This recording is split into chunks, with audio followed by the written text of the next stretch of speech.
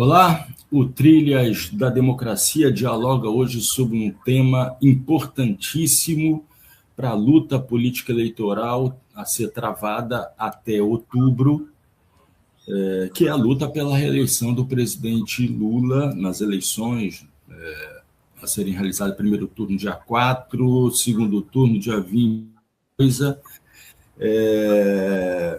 que é a questão dos palanques eleitorais, os palanques dos candidatos que devem ter o apoio do presidente Lula, o apoio do PT e do bloco de partidos que apoiam o presidente nos vários estados da federação. A fim de responder e dialogar sobre essa questão, nós convidamos o vice-presidente do Partido dos Trabalhadores de Pernambuco, Pedro Alcântara, e o ex-deputado federal de Pernambuco entre 1995 e 2014, Fernando Ferro. Pedro, seja muito bem-vindo ao Trilhas da Democracia, é um prazer recebê-lo aqui pela primeira vez. Obrigado, Marco. Saudar você, o Normando, o meu federal, Fernando Ferro. Espero que a gente, e a audiência, lógico, do programa, espero que a gente tenha um papo bom aqui. Fernando, seja muito bem-vindo depois daquele programa histórico com Flaira Ferro. Recomendo a todos que vejam esse programa que foi gravado na véspera do Carnaval. Seja muito bem-vindo de novo, Fernando. Muito grato, Marco. É uma satisfação estar com vocês, Pedro, Normando aqui, nossa audiência, e poder discutir um pouco sobre esse processo das escolhas políticas feitas pelo PT aqui em Pernambuco. Muito bem. No sábado passado, dia 28 de março, o Diretório Estadual do PT de Pernambuco decidiu por 59-12, com uma abstenção, apoiar a candidatura do prefeito João Campos, do PSB, que além de prefeito é presidente nacional do Partido Socialista Brasileiro, ao governo de Pernambuco. Com a indicação do senador Humberto Costa, a chapa majoritária, né, com vistas da sua reeleição ao Senado.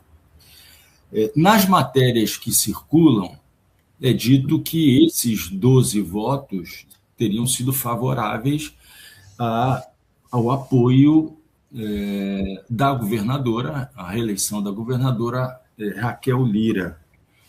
Eu pediria a vocês, então, em primeiro lugar, que dessem um informe, socializassem com a nossa audiência quais foram as teses que foram debatidas, no que votaram esses 59 membros do diretório, no que votaram esses 12 e essa abstenção. Acho que Pedro poderia dar esse informe, fazer essa socialização com a nossa audiência. E eu pediria a Fernando que historiasse um pouco essas relações existentes entre o PSB e o PT em Pernambuco, que foi marcada, e até o lançamento da candidatura de João Campos e dos dois candidatos ao Senado, Silvio Costa Filho e Marília Reis, se deram numa espécie de bola nas costas, né? Para dizer só o último fato dessa relação conturbada entre o PT e o PSB de Pernambuco. Então, Fernando, eu te pediria para historiar um pouco essa relação. Pedro, por favor, quer começar? Claro. Olha, sobre a reunião do diretório que teve, da direção estadual do PT, que foi sábado, foram esses votos que você falou. Aqui estão 2 dos 12 votos contrários, eu e Ferro, e essa resolução ela não falava em escolha de outros palanques. Era uma resolução que tratava de João Campos especificamente. O que foi votado lá no encontro foi se era preferível, se os diretorianos queriam, uma aliança já agora com João Campos ou se não. Essa era a pergunta, não era o que estava no texto. E aí se votou o texto, se é favorável a esse texto ou não favorável a esse texto. Para deixar claro, Pedro, então não se falava de candidaturas específicas para além de João Campos, é isso? Não se falava em candidaturas específicas. O texto falava em declarar o apoio agora, dia 28, a João Campos, a Frente Popular de Pernambuco, com a indicação do senador Humberto Costa para o Senado. E aí o diretório, a ampla maioria, está mais alinhada a esse projeto de apoio a João Campos, etc. E a discussão não girou em torno de um não a João Campos e um sim específico a nenhum outro palanque. Dentro dessas 12 pessoas, desses 12 votos, há representações de quem quer apoio a Raquel e há representações de quem defende o apoio a Ivan, do PSOL, né? Então, isso não chegou a ser discutido na reunião de um nome alternativo. A discussão girou em torno de se seria precipitado o PT antecipar um apoio agora a João Campos. Qual a repercussão que esse apoio agora, em março, antecipado, teria nas articulações do próprio governo e de Lula para a tentativa de ampliar o seu palanque em Pernambuco, e quais seriam as contrapartidas do PSB, que, por exemplo, no entendimento de quem votou contra, e aí eu falo também por mim, acho que o Ferro também ia nessa linha, mas depois ele pode dizer, também a ausência de contrapartidas se soma à verdadeira ação prejudicial ao pleito do PT ao Senado, que é de Humberto Costa, da antecipação tão grande que o PSB fez e de o senador ter que disputar o lulismo dentro da própria chapa ao Senado do PSB. Então, a gente fez essas ponderações muito no sentido de preservar as condições de negociação de Lula para ampliação do seu palanque em Pernambuco, que essa antecipação seria muito boa para o PSB, mas nós somos dirigentes do PT, então nós temos que preservar os interesses do PT e do nosso, claro, candidato, de todos nós, a presidência da República. Então girou basicamente em torno disso. Ao final do encontro, a grande maioria votou o grupo do senador Humberto, o grupo da senadora Tereza, de outros dirigentes daqui, e votaram a favor de antecipar e já declarar apoio ao PSB, porque me parece, e aí depois a gente pode ir conversando ao longo do programa, me parece que a estratégia central do PSB em Pernambuco será a nacionalização completa da campanha, dado que ele não possui a estrutura e as condições de estadualizar a campanha como a governadora possui, como qualquer governador que está na máquina do Estado possui, e tem restado ao PSB a coisa do lulismo e da nacionalização. Então, para ele, essa antecipação foi boa, mas houve várias ponderações sobre se para o PT seria. Então, girou em torno disso, e teve esse resultado que você falou, teve uma abstenção, e ao final do encontro, houve já o ato de celebração, digamos assim, do resultado, com a presença do prefeito e pré-candidato João Campos, para anunciar sua chapa, que ficou com João Campos, candidato ao governo, pré-candidato, Marília Reis, pré-candidata ao Senado, Humberto Costa, pré-candidato ao Senado, e, se eu não me engano, Carlos Costa, que é filho de Silvio Costa, ex-deputado, e irmão de Silvio Costa Filho, ministro. É isso. Fernando, ninguém melhor do que você para historiar essas relações, vou botar no plural, existentes entre Partido dos Trabalhadores e Partido Socialista Brasileiro no Recife e no estado de Pernambuco, de maneira geral. Por favor. Eu vou tentar de forma simplificada, compor esse cenário, né? Você sabe a história do Recife, uma cidade que tem uma tradição libertária, foi palco de revoluções, século XVIII, XIX, e criou uma cultura política de engajamento republicano, que trouxe para a cidade essas aspirações que atravessam gerações, né?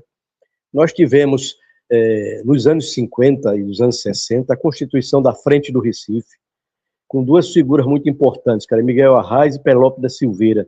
Pelópio é um prefeito que marcou época pelo avanço, pela visão de desenvolvimento progressista, e modificou profundamente a cidade e criou as bases para uma vitória da esquerda no Recife.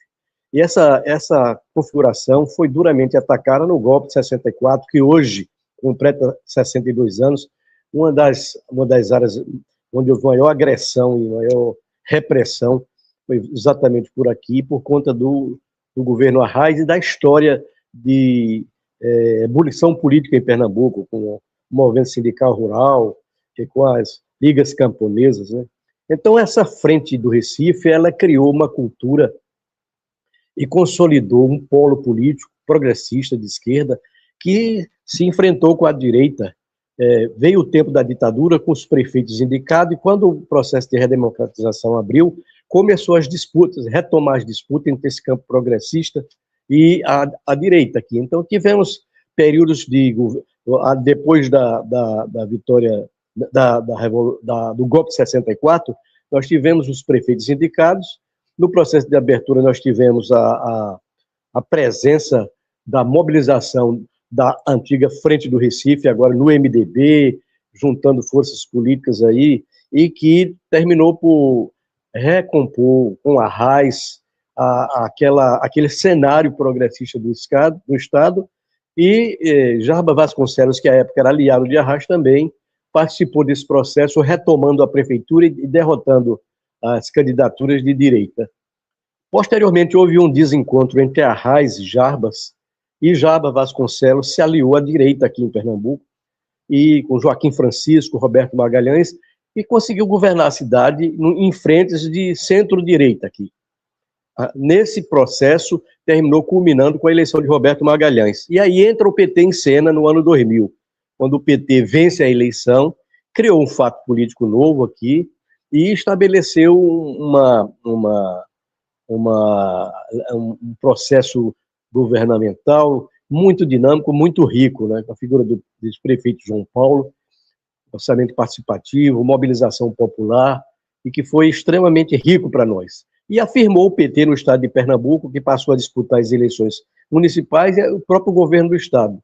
Posteriormente, houve um desencontro interno no PT no ano de 2012, e isso terminou facilitando que uma disputa entre João Paulo e João da Costa, que eram ambos do PT, na disputa para ver quem continuaria na prefeitura, terminou que o Eduardo Campos, muito habilidoso, ele criou as condições e lançou um candidato no PSB dentro desse esquema da disputa do PT, e ganhou a eleição, e a partir daí estabeleceu um processo de hegemonia do PSB aqui no estado de Pernambuco, onde o PT, fragilizado dessa eleição de 2012, passou a ser assim, uma espécie de sócio menor nessa empreitada, com, evidentemente, resistências internas que chegaram até aqui agora.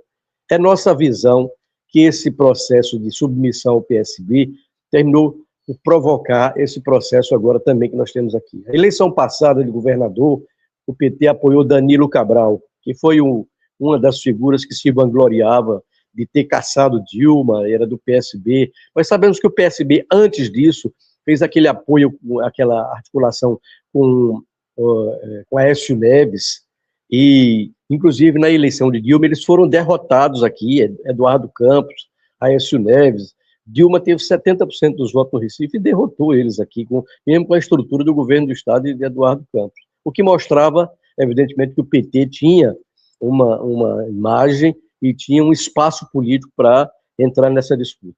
Nós chegamos em eleições passadas e o PSB indicou candidatos e o PT simplesmente aderiu. Não sem resistência, não sem haver embates internos, inclusive com intervenções do Diretório Nacional no Diretório de Pernambuco, traumatizou, de certa forma, a nossa história aqui. Neste ano, se repetiu o processo. E nós estamos vendo aí que uma parte do PT aderiu completamente ao PSB. Nós defendíamos uma candidatura própria nos debates do PED. Achamos, inclusive, até que para negociar politicamente, se o PT tivesse um candidato próprio, lhe daria mais condições de fazer uma negociação política menos limitada e rebaixada, como fez nos últimos tempos. E aí nós assistimos essa cena que agora se consolidou. A Raquel ganhou a eleição do Danilo Cabral e do PT na eleição passada. Ela não é uma figura de direita, historicamente, né? sobrinha de Fernando Lira, um dos deputados aqui do MDB progressista, sempre tiveram lado político, e evidentemente que ela, nessa eleição passada, se aliou com os setores conservadores, inclusive com bolsonaristas, para o processo da disputa e terminou ganhando a eleição. Tem sinalizado, inclusive, e tem elogiado muito o presidente Lula, e sinaliza com uma possibilidade de apoiar o presidente, né? Nós sabemos das tratativas que existem do PT Nacional, inclusive com Edinho, o presidente Edinho esteve aqui, colocando que em Pernambuco provavelmente se caminharia para ter 2 palanques ou mais. E essas questões estavam colocadas. Além de que, hoje aqui em Pernambuco, os 3 parlamentares do PT, prefeitos do interior, vereadores, estão afinados com a Raquel. Esse é um dado da realidade. E em função disso, como o Pedro colocou, nós observamos que, como o objetivo principal nosso nessa disputa é a eleição do presidente Lula e a eleição do senador Humberto Costa, era importante que se fizesse um movimento para conviver e atrair setores de outros palanques que não só do PSB para apoiar o presidente Lula. E por isso nós apresentamos uma emenda neste sentido, que contemplava grupos do PT que têm simpatia por Ivan Moraes do PSOL e por Raquel, né, que já está efetivamente articulando com setores do PT. Nós somos derrotados, estranhamos porque todo mundo fala que a prioridade nossa é a eleição do presidente Lula e do senador Humberto Costa. No entanto, quando nós sinalizamos para ampliar esse espectro de alianças, significa atrair votos. Nós sabemos que será uma eleição duríssima nacional, essa eleição vai ser decidida por alguns percentuais, e é importante aumentar a nossa expectativa de voto aqui no Nordeste, para conter, inclusive, certas dificuldades na região Sul, Sudeste, e esse movimento pode e deve ser feito pelo PT. Portanto, é de se registrar, e eu vou concluir aí, que o nosso presidente, o Edinho, colocou essa perspectiva. E ele disse mais uma coisa, que foi algo que nos irritou aqui, foi que o João Campos anunciou essa chapa, conforme essa composição que Pedro falou, sem conversar com o diretório estadual, sem conversar com o senador, simplesmente depois de uma reunião com o presidente Edinho, com o Lupe e com a senadora Marília, né? E nós reclamamos disso. Isso é desrespeitoso. Inclusive, eu pessoalmente reclamei isso para o presidente Edinho, e ele nos disse que, na verdade, o presidente do PSB se precipitou com essa tomada de decisão. Isso era para ser conversado, e nós, inclusive, na emenda, reconhecemos a necessidade do PT ter o PSB como aliado prioritário. Nós sabemos disso, o vice-presidente Alckmin é do PSB, as relações do PT com o PSB em vários estados andam positivas ou tendem a se agrupar. Não havia assim, uma resistência específica ao PSB, mas ao sentido de ampliar, porque nós entendemos que se nós não ampliarmos essas alianças, não possibilitarmos essas condições de trazer centro-direita para o nosso espaço, nosso espectro político, nós teremos dificuldades. Todos nós sabemos o que essa eleição vai ser, a agressividade que ela já apresenta, a interferência externa e a força que a extrema-direita tem hoje no Brasil. Foi por isso que nós nos colocamos nessa perspectiva para exatamente ampliar, atrair a votação e contribuir para que a campanha do presidente Lula e do senador Humberto Costa e a eleição de nossa bancada majoritária se ampliasse e pudesse dar força para o PT aqui no estado de Pernambuco. Guardadas as devidas diferenças, né? Esse lançamento sem comunicação, sem uma reunião prévia com a direção do PT estadual, por parte de João Campos, também foi feita na Federação Pessoal Rede, né? Na quarta-feira de cinzas, depois de já ter sido lançada a pré-candidatura de Ivan Moraes ao governo de Pernambuco, Túlio Gadelha lança pré-candidato ao governo do Estado, o magnífico reitor da Universidade Federal de Pernambuco, que, quando sabe da ida, da possível ida, né? Acho que até esse momento da gravação ainda não há uma formalização da ida de Túlio Gadelha para o PSD, para apoiar a governadora Raquel Lira e sair como candidato a senador pelo estado de Pernambuco. O magnífico reitor, num ato na reitoria, no dia 31 de março, de apresentação dos primeiros trabalhos da Comissão da Verdade da Universidade, anuncia que não seria mais pré-candidato a governador do estado. Existe uma palavra em italiano, facilmente traduzida para a língua portuguesa, é um bufone, né? É um bufão. É um bufão. Essas práticas políticas, elas só fazem, na verdade, demonstrar como existe ainda espaço para a pequena política, né? E não para a grande política dos grandes projetos. Feito esse registro, Normando, por favor. A semelhança não para por aí, né? Vem também, infelizmente, com a trajetória do PT do Rio de Janeiro, que, a duras penas, até hoje, sofre traumas de 2 intervenções, não só uma, do Diretório Nacional, as 2 muito traumáticas, né, que afastaram parte da militância, desorganizaram o partido e deixaram o PT do Rio de Janeiro hoje naquilo que ele é, com uma grande militância que não se vê representada na sua direção e um partido que, de certa forma, tem dono num grande cacique, né, prefeito de uma cidade do interior do estado. Vamos dar o nome. Eu não ia falar o nome do prócer, mas a cidade já é carinhosamente conhecida como Quaqualingrado. Né? E, enfim, isso é problemático, né, para a vida do PT, e o jogo de alianças da esquerda no Rio de Janeiro sofre isso. Né? Hoje nós temos um quadro em que, dos 2 palanques principais, teremos um candidato do fascismo ao governo do Estado, mas o grande favorito é o prefeito do Rio de Janeiro.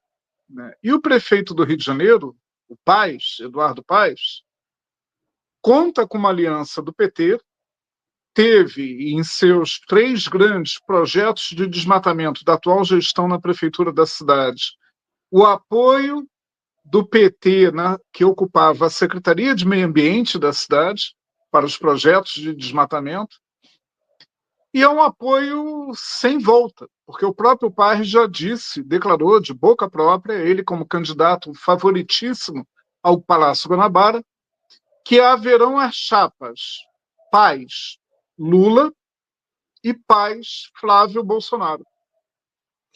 Então, no jogo político do Rio de Janeiro hoje, o resultado dessa catástrofe é que metade do eleitorado que vai votar com fascismo já votaria, né, com o candidato deles e contra Lula, e a outra metade vai ser dividida por conta da divisão do personagem Eduardo Paes. Fiz essa narrativa toda para perguntar a vocês dois, e se possível queria a fala dos dois, Raquel Lira não embute um risco de fazer coisa semelhante? E se não montar uma chapa Lira-Flávio, como oposição a uma chapa Lira-Lula, ela pelo menos não pode fazer um corpo mole com o bolsonarismo no Estado? Pedro, tu pode começar, por favor? Posso sim. Vamos lá. A situação aqui hoje é a seguinte. Raquel, não, Túlio, acabou de... Ontem, o deputado federal Túlio Gadelha, que é um lulista, né, da bancada do governo, etc., progressista, moderado, vamos colocar assim, ele anunciou ontem que é candidato ao Senado. E será candidato ao Senado pelo partido da governadora, ou seja, a convite dela. Pedro, isso sinaliza que ela...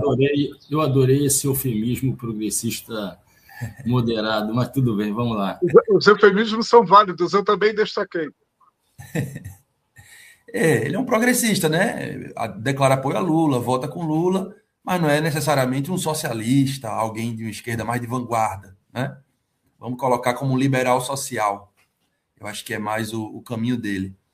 E ele vai ser candidato ao Senado, vai se filiar ao partido da governadora, o PSD, de dado, e acredito eu que essa é uma sinalização dela, de estratégia pragmática, de que vai querer ao seu lado um senador mais à direita e um senador lulista.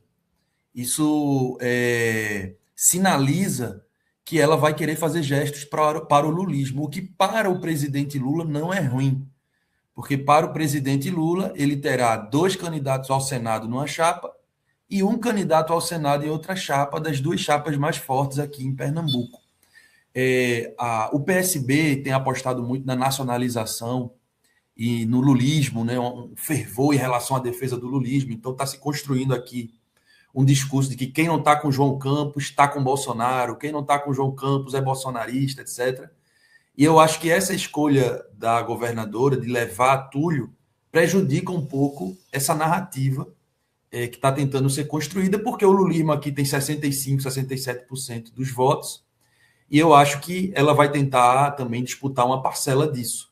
Cada um tem a sua estratégia, entendo eu, pragmática, porque nenhum dos dois é identificado verdadeiramente com o projeto que o PT lidera, com, enfim, o próprio Partido dos Trabalhadores. É legítimo, cada um tem sua estratégia, mas eu acho que pode sair ganhando nisso o presidente Lula se os dois se aproximarem do lulismo. O que é que acontece com Raquel? Raquel, como o Fernando Ferro falou, na outra eleição, ela se aproximou mais da direita. Por quê? Porque os 2 principais palanques que rivalizavam com ela eram lulistas, tanto Danilo Cabral quanto a Marília Reis. E Marília, no segundo turno, fez uma campanha muito lulista, né? E aqui em Pernambuco a gente tem uma direita tradicional forte ainda, a direita que vinha de Marco Maciel, de Krause, de Jarbas. Então, eu acho que hoje ela é desse campo de centro-direita democrático, digamos, de Jarbas, Marco Maciel, aquele pessoal, e tem mantido relação e aproximação com algum campo bolsonarista, sim, porque aqui o bolsonarismo também cresce e ela vê ali uma reserva de voto. Assim como o prefeito João Campos tentou fazer Miguel Coelho, que é um bolsonarista, ser o seu senador, e não conseguiu, ele foi para Raquel. Assim como o prefeito João Campos tentou que Eduardo da Fonte, que vota em quase tudo com a direita, fosse o seu senador, para que ele tivesse Humberto e alguém de centro-direita. Não conseguiu. Quem conseguiu foi ela. Quando ela ia conseguir Marília, o prefeito viu um sinal amarelo de perigo, porque ela ia levar uma lulista muito forte para o palanque dela. As duas, inclusive, chegaram a conversar. E aí, a partir desse medo de perder o monopólio do lulismo, digamos assim, ele fez essa ação muito apressada de já garantir da Marília, Marília, não vá não, fica aqui que o Senado é seu. E aí fez isso atropelando Humberto Costa, etc., com medo de que ela levasse o lulismo. Então, o que é que a gente tem aqui, dentro disso tudo que eu estou falando? 2 palanques que disputam com intensidades diferentes, tanto o lulismo quanto a centro-direita ou centrão, que tem muita estrutura e que tem muitos apoios nas micro-regiões do Estado. Ambos disputam isso. A partir da configuração que ficou, um vai dar mais ênfase na nacionalização e no lulismo, e outra vai dar mais ênfase na estadualização da campanha. Eu acho que Raquel vai partir para estadualizar, mostrar, comparar os governos e dizer que está com ela tanto quem vota em Lula quanto quem vota em Bolsonaro. Então, eu acho que vai ficar assim, a conjuntura aqui. E Ivan Moraes, que é o candidato, a gente pode até falar dele depois, com o qual eu mais dialogo, Ferro também, mais me identifico, é o candidato que vai tentar um discurso mais à esquerda no meio dessa polarização aí que está posta aqui em Pernambuco. Fernando, por favor. Terminou, Pedro? Desculpa. Fernando? Pronto, meu microfone saiu. Esse cenário que Pedro montou exatamente corresponde também à minha concepção, à minha visão. As duas candidaturas, João Campos e Raquel, não tem muita não tem diferença de perfil ideológico. Elas têm feito políticas neoliberais, têm feito programas de privatização aqui, muito na linha do que se colocou aí, do Le Mans, né? Essa geração Le Mans, que está aparecendo como querendo ser a novidade na política, com essas tratativas e esses segmentos aí que estão se consolidando em alguns projetos. Acho que a Raquel, ela tem um problema que ela não pode prescindir dos votos de Lula, né? Ela sabe que sem uma votação de Lula, ela pode ter problemas para disputar e ter sucesso nessa eleição. Apesar de que ela está fazendo um governo muito agressivo, está agindo em escala estadual, um programa de rodagem, programas sociais, ela tem sido muito agressiva e tem ganho prefeitos aí e lideranças regionais com muita intensidade. Além de que já mostrou que em eleição ela é muito esperta, né? Ela ganhou as principais cidades aqui da região metropolitana na disputa com o João Campos, porque ela operou e colocou a máquina para trabalhar e ela sabe fazer isso. Então, por isso que eu concordo com o Pedro. A candidatura de Túlio para o Senado, além de trazer esse matiz progressista para a chapa, ela e atrai aí uma simpatia de uma franja do lulismo. Ela quer se descolar de uma textura ou de um formato de direita bolsonarista, né? Que o João Campos, obviamente, vai tentar caracterizá-lo, né? Mas o próprio João Campos tem alianças com a extrema-direita aqui. Tanto para ganhar a prefeitura, ele atraiu setores de extrema-direita e fez uma campanha muito incorporando valores evangélicos de extrema-direita, esses pastores negociantes, pastores espertos que tem, muitos estavam com ele, fazendo política, fazendo oração, bênção em campanha, tudo. Então, nesse aspecto, digamos assim, ideológico, as diferenças não são grandes. Então, daí a importância que ele tem de atrair a figura de Lula para chamar o eleitorado lulista para o seu palanque. Ele que, na eleição passada, dizia, para prefeito, ele dizia que no meu governo, PT nunca mais. Ele dizia que o PT era uma coisa a ser destruída, derrotada, dizia que a Marília, que era sua opositora, não entendia como a Marília estava num partido de ladrões. Ele agrediu muito o PT em campanhas passadas. E isso é forte ainda numa certa militância do PT, que não digeriu isso, né? Então ele vai ter que fazer um movimento para se descolar desse seu período antipetista, que é forte, que inclusive leva setores do PT a uma opção mais pela esquerda, com o PSOL, discutir outras alternativas. Mas eu acho que o cenário eleitoral vai ter uma dinâmica muito particular e específica, e eu não tenho dúvida. Eu diria que se a eleição fosse realizada hoje, era provável que o João Campos ganhasse.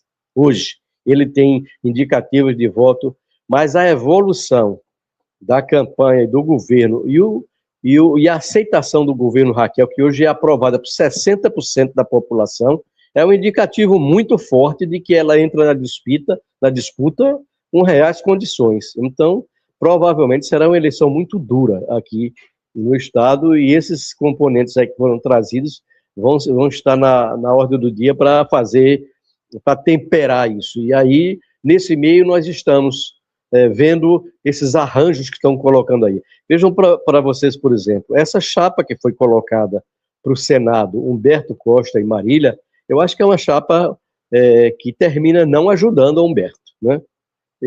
Nós sabemos aqui que um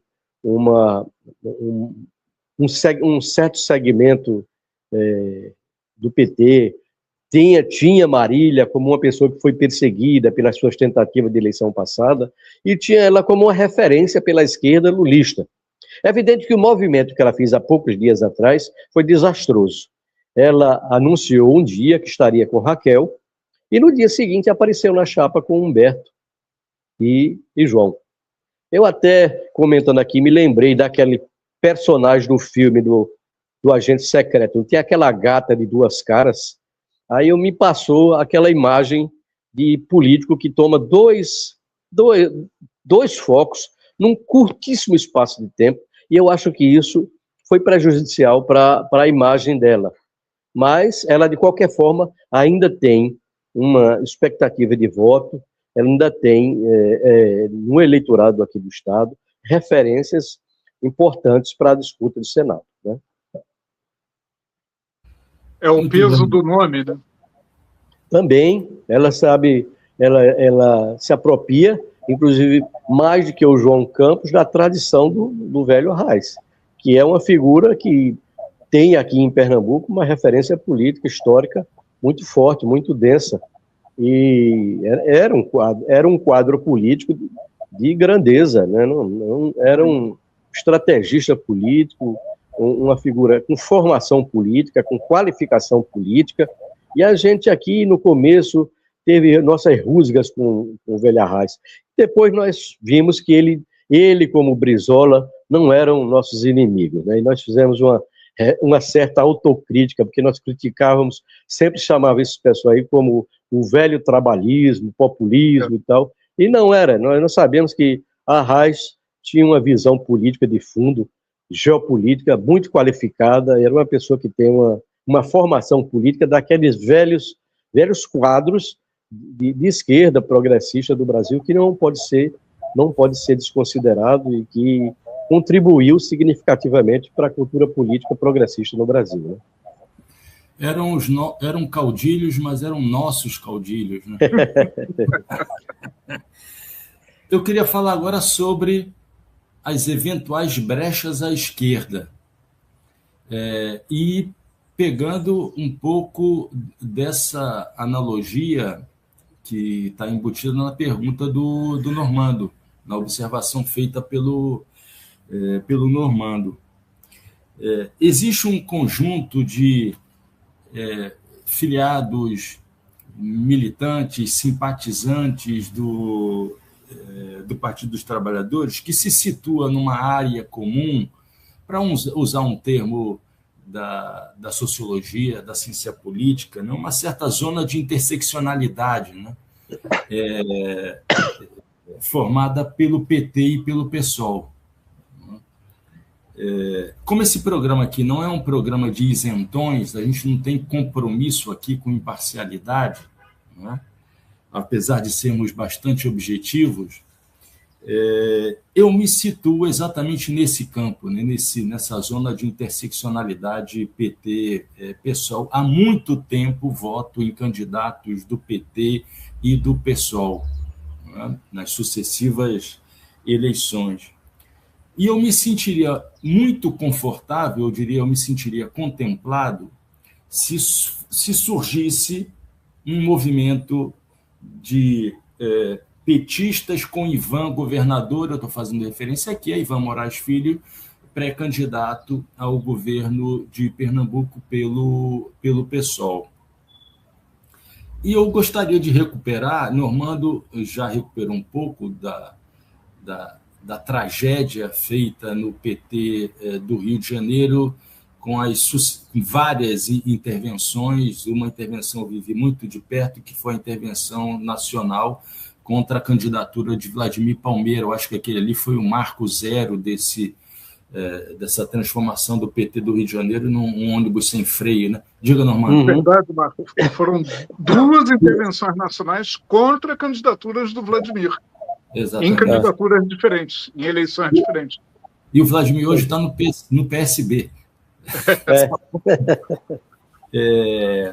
E eu me lembrei aqui da eleição para a prefeitura do Rio de Janeiro, da cidade do Rio de Janeiro, em que o PT apoiou a candidatura Jandira Fegali, do PCdoB, Quaquá, à época, apoiou a candidatura de Pedro Paulo, que era o candidato do Eduardo Paes, não é?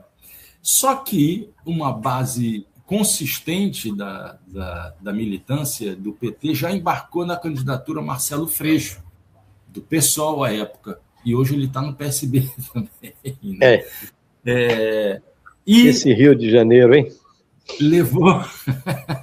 Levou Freixo ao segundo turno, e aí entrou em cena uma das campanhas mais sórdidas, né, contra a figura do Freixo, acabou resultando na vitória do bispo Crivella. Pedro, Fernando, guardadas as devidas diferenças, de novo, né, eu gostaria de ouvi-los a respeito disso, né, da possibilidade de surgir a esquerda, e eu não estou falando da esquerda do PT apenas, a esquerda do espectro político, do campo político, que também tem votado PT, PSOL há muito tempo. Não existe essa possibilidade do surgimento de uma brecha de petistas com Ivan governador? Pedro primeiro e depois Fernando. Eu acho que sim, porque é um sentimento real de boa parte da base petista.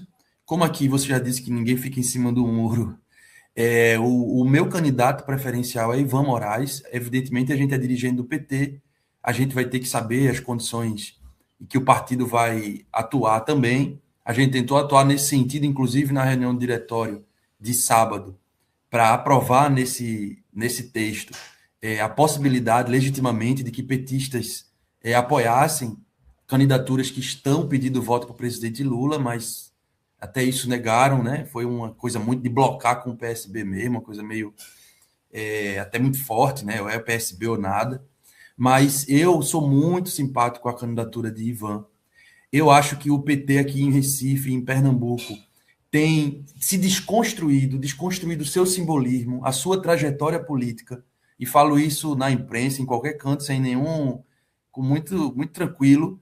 Inclusive, fui candidato a presidente do PT do Recife, defendendo que o PT voltasse a ter autonomia, porque até isso, eu duvido que a gente não tenha aqui, tivesse autonomia, que voltasse a discutir um programa para a cidade do Recife à esquerda, que renovasse seus quadros a partir de uma releitura da disputa de classe, de raça, de gênero aqui na cidade, que levasse isso para Pernambuco também.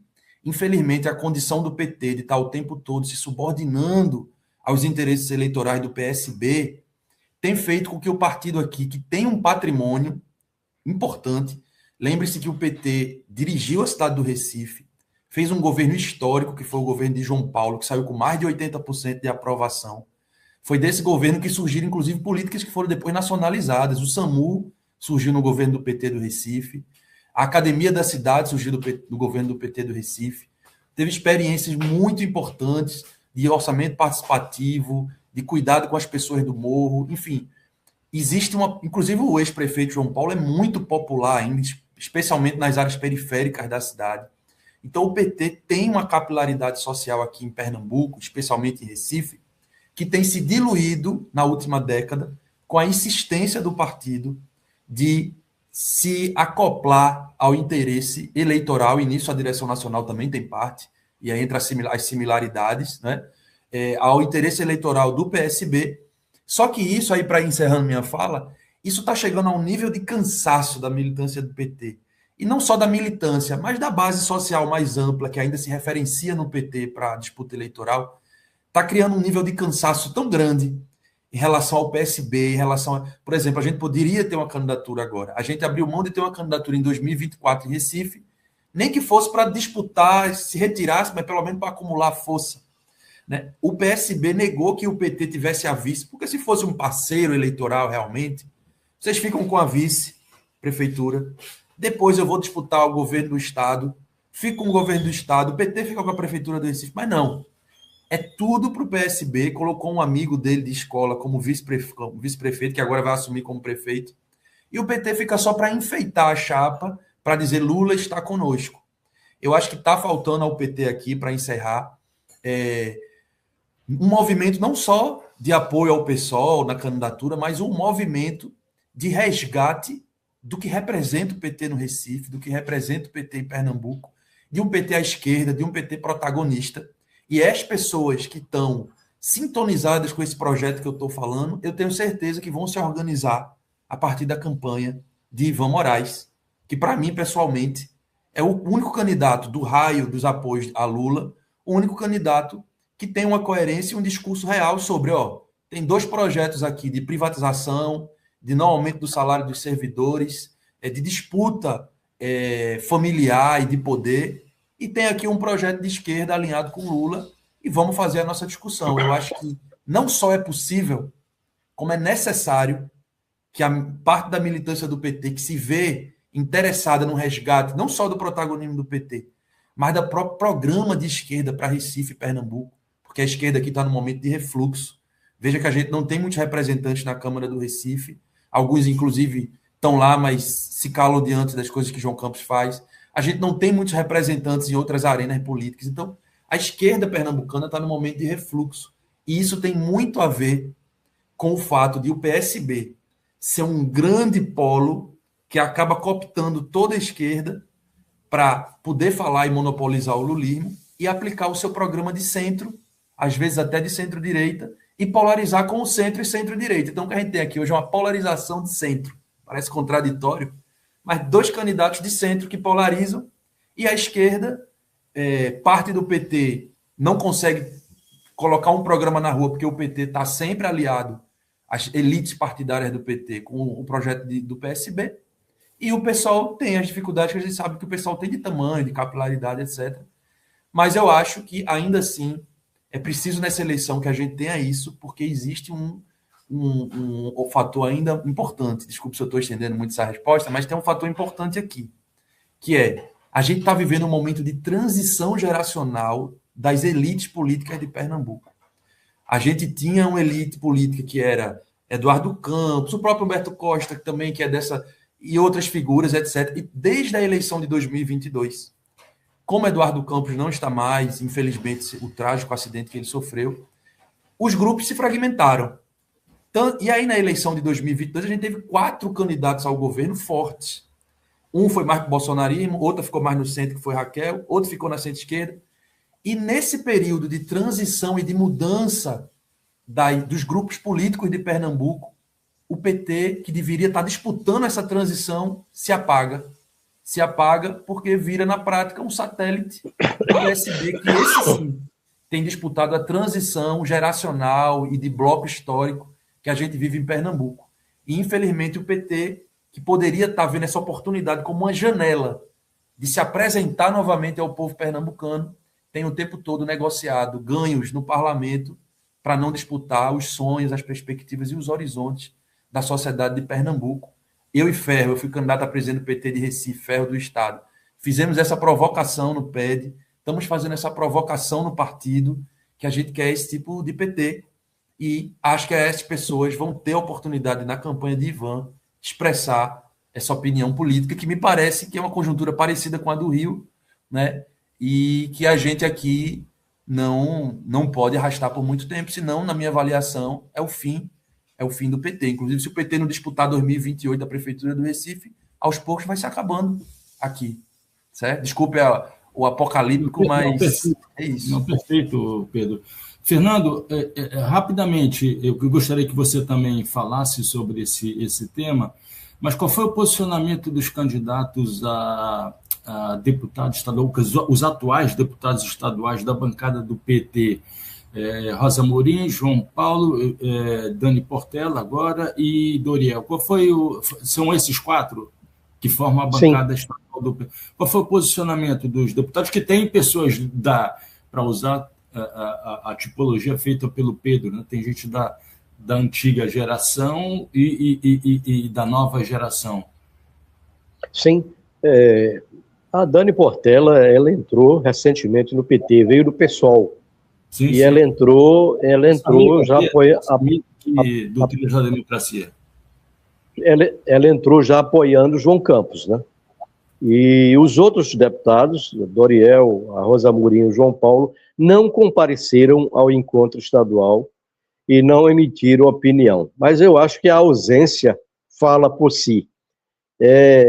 De fato, existe um movimento dentro do PT, e eu diria até, falando até com o Pedro, a nossa proposta que perdeu na disputa lá do diretório, parece que está ganhando na prática, porque o próprio presidente do PT reconhece que não pode punir quem buscar interagir com outros palanques em apoio a Lula, que estejam com Lula e Humberto, e que não sejam necessariamente do PSB.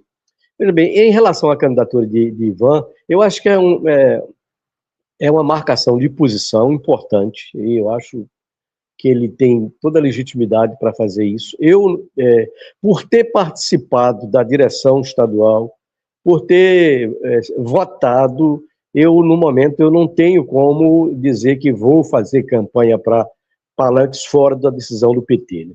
Mas eu reconheço que a dinâmica vai necessariamente impor algumas mudanças no curso dessa campanha. Você lembra que na eleição passada, nós tivemos em Pernambuco um fato inusitado, que foi uma senadora ser eleita e o candidato a governador sofreu uma derrota expressiva, né, por falta de sintonia com o partido, e ele foi punido pela sua atitude em relação ao governo Dilma e atitudes suas de, digamos assim, de agressão contra o PT ao longo do histórico. Ele foi punido e a militância do PT não se engajou, não se comoveu e não apoiou nessa eleição. Um segmento do PT foi, porque nós já sabemos que tem interesses corporativos e outras aproximações institucionais que fazem defender essas candidaturas. Mas eu acho que nós teremos, de fato, um ambiente que vai até a convenção provavelmente oferecer algumas surpresas. Eu não sei se o cenário das chapas está já consolidado, apesar da pressa do prefeito João Campos. Eu acho que a dinâmica dessa campanha, tanto com sua repercussão nacional como a local, ela pode levar a variações, a variantes diversas, que inclusive a nossa proposta, que foi derrotada, termina prevalecendo, porque na prática, esses parlamentares do PT já, de certa maneira, têm uma identidade com a candidatura de Raquel. É óbvio que existe isso. Pragmaticamente, já existe, e nós não podemos desconhecer isso. Em relação ao PSOL, eu ainda acho que nós temos estabelecer uma convivência, porque às vezes eu acho que o PSOL ele pegou alguns vícios do PT sem captar algumas virtudes e repete, de certa maneira, certos procedimentos aí na disputa interna, e a gente precisa realmente ter um aprendizado e ter uma discussão do campo de esquerda para a gente poder interagir e construir o processo político que não se cinja apenas ao processo eleitoral, né? Na verdade, nós temos essa eleição, mas vamos ter eleição em 28, 30, temos a disputa política e ideológica na sociedade, da polarização, e a gente precisa criar um polo de esquerda, né? Senão, vai acontecer, como disse o Chico Buarque em relação ao domínio holandês, não existirá pecado abaixo do Equador, como hoje parece que no Rio isso é muito aplicado. Não há pecado abaixo do Equador, aí no Rio de Janeiro, pelas movimentações que a gente vê.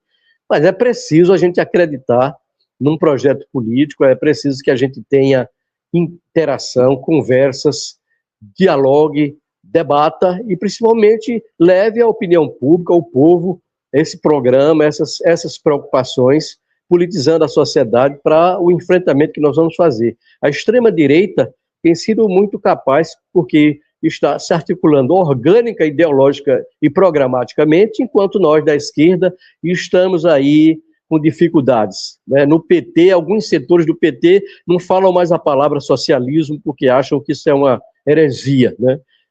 E agora estão vendo que é exatamente o contrário. Nós temos que afirmar que somos de esquerda, socialistas, nós temos que afirmar que temos uma outra concepção de mundo, até porque o que o capitalismo está oferecendo para a humanidade é isso que nós estamos vendo no Irã: guerra, destruição, genocídio, tragédias que fazem parte de um programa de dominação, de exploração e de destruição da humanidade. Então, nós temos que levar esse debate para a população. O processo eleitoral favorece isso e nós temos que também politizar e levar e tensionar nossos partidos para esse debate. Eu estou convencido que vai ser um ano extremamente atribulado, tenso, né, e com muitas novidades. E diria, para encerrar, que acho que a disputa aqui em Pernambuco ela vai assumir uma proporção de vendaval, né? Não vai ser uma coisa simples, vai ser uma disputa extremamente dura, né? E o Partido dos Trabalhadores tem que se preparar. Vamos lutar para que a gente recupere espaços legislativos, de bancada federal e estadual. Vamos lutar para que nós possamos sedimentar uma base partidária para as empreitadas que vêm aí para frente. Eu sinto de uma coisa e concluo dizendo, eu sei que o PSB constitui-se hoje numa oligarquia familiar que está querendo se perpetuar aqui em Pernambuco. É uma família que está a oferecer esse tipo de projeto. Isso não nos atende, e é por isso que nós defendemos o PT, ter mais autonomia, ter mais opção, ter mais coragem política para se apresentar com aquilo que foi a sua força fundante, um partido de transformação, um partido que surgiu para dar vez e voz àqueles que fazem a base da nossa sociedade e que eram excluídos do processo político. Ainda estamos no PT por conta disso, porque achamos que ele ainda é o grande partido de massas que a esquerda pode oferecer e articular para o Brasil. Normando, a gente ainda tem alguns minutinhos, eu queria te ouvir a respeito, pegando sempre... Não, diga o que, na verdade, faça a sua análise para encerrar esse nosso querido da democracia. Não, só na linha exatamente que o Fernando levantou, né, parece que falar em socialismo afeta o mercado, e então o partido não fala respeitando o mercado. Né, o PT precisa olhar para o que acontece hoje no velho continente, que aconteceu, aliás, não é hoje, num processo de 40 anos, com a social-democracia europeia, que, renunciando ao seu programa histórico e adotando o neoliberalismo, foi para a lata do lixo da história. Hoje você tem partidos sociais-democratas, como, inclusive o Labour britânico, desde os anos 90, mas o PS na França, né, o PS francês é bastante emblemático disso, e a exceção é o PSOE em Espanha, mas até determinado ponto, né, que adotaram o neoliberalismo como programa, não se diferenciam da direita e não conseguem fazer frente ideológica sequer ao fascismo ressurgido, né, na história. O PT precisa, né, ver essa lição, aprender essa lição, mas eu, assim como o Fernando, vou professar um otimismo e uma fé nas novas gerações de lutadores sociais, né, que têm demonstrado essa disposição. Está aí o Pedro para contar a história. Acho que temos perspectiva e temos luta pela frente e temos bons quadros. A história está do lado certo. Vou finalizar fazendo 2 convites. Amanhã nós teremos aqui um balanço da primeira Conferência Internacional Antifascista pela Soberania dos Povos, um representante do PSOL e um representante do PT. Pelo PSOL, Israel Dutra, que é da Executiva Nacional do PT, e pelo PT, a ex-presidenta estadual do PT no Rio Grande do Sul, Jussara Dutra. Não percam. E no próximo sábado, dia 11 de abril, a gente vai receber aqui o deputado federal do PSOL, mas com grande história no Partido dos Trabalhadores, Chico Alencar, e aí a gente vai desviar um pouco a atenção de Pernambuco para o Rio de Janeiro, já que esse programa conta com alguém que está hoje no Rio de Janeiro, Normando, e alguém que viveu muito tempo no Rio de Janeiro, eu, mas que já me considero hoje mais recifense do que carioca, apesar de permanecer com a fé flamenguista. E que chegou aqui em meio à a primeira prefeitura do mandato de João Paulo, e posso ratificar o que foi dito aqui sobre essa experiência bastante singular e que deveria ter deixado mais frutos para além dos que já foram citados aqui. Fernando? Ô, Marco. Ô, Pedro, diga. Ô, Marco, você pode manter sua fé flamenguista, só não pode transpor o vermelho e preto para cá. Não faça isso não, viu? Acrescente o branco para ficar tricolor. O pior do Rio de Janeiro com ele. Pô, né? Acrescente o branco e venha para o Santinha, senão... Eu já digo para os meus amigos que a única coisa que me faz falta hoje no Rio de Janeiro, quer dizer, desde que eu cheguei aqui, é domingo ir ao Maracanã. Fernando, muitíssimo obrigado, espero contar com a tua presença aqui nessa caminhada até outubro e sempre depois, e Pedro também, a gente vai te convidar outras vezes para analisar essa conjuntura política que vai ser realmente muito acelerada, acirrada, com várias idas e vindas até a finalização desse processo eleitoral. Um grande abraço à nossa audiência. Normando, um grande abraço. Obrigado, Pedro. Obrigado, Fernando. E acompanhem sempre o Trias da Democracia aqui na TV 247. Um grande abraço. Grande abraço para vocês. Abraço. Valeu.